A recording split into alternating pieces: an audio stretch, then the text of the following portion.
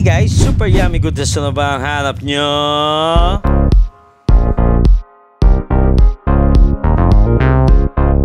Yan! Ito na ang ating Mandaluyong's Best Siomai Edition. Yan. Nandito na tayo sa pang best for natin guys. Walang iba kundi ang Quadro Siomai guys.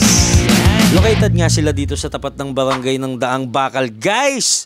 Dito lang yun sa likod ng JRU. Kaya visit nyo na sila guys. At ito ang kanilang menu guys. Post nyo na lang. Sulit na sulit. Thank me later guys. Kung pumunta nga ako pinipilaan talaga sila guys at pinupuntahan ng mga taga JRU.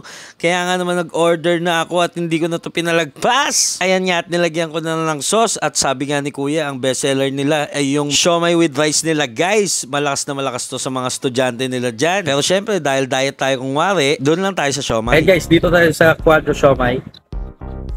Quadro Siomai siya. May kulay dilaw, tsaka merong yung normal na kulay ng siomai. Ito daw yung pork, tapos ito yung chicken. May dalaw silang klase. Tignan natin guys ha. Syempre ito yung favorite part ko guys, yung tikiman time. Yan, kain. Kain guys! Habang inungaya ko nga yan guys ay naalala ko ang Hungarian. Chewy at bouncy ang meat. Kaya ang sarap, solid guys. Solid?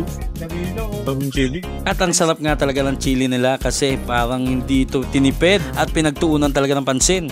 Ito yung chicken. Ayan at masarap din ang chicken guys. Try nyo na. Solid? Sige po ngayon na donut. Tapos may talamig ka.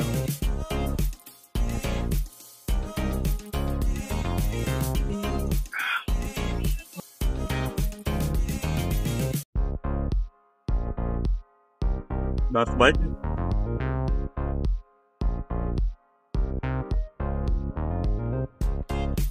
Hindi lang pala mura to guys, kaya pinupilahan ng mga taga JRU. Masarap din talaga. Kaya kung nag-try kayo, puntahan nyo na guys.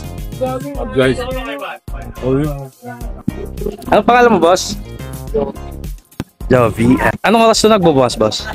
10 AM hanggang 8 PM. Ano yung araw-araw yan?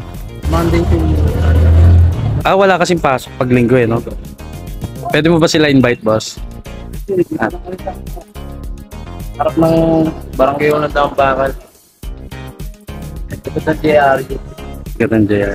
So ayan guys, ano pang hinihintay nyo? Punta na kayo guys, tara na, let's go! Kaya thanks for watching guys. For more super yummy goodness, like, comment, and subscribe! Abangan ang next video natin guys para sa ating pang best 3. Yan!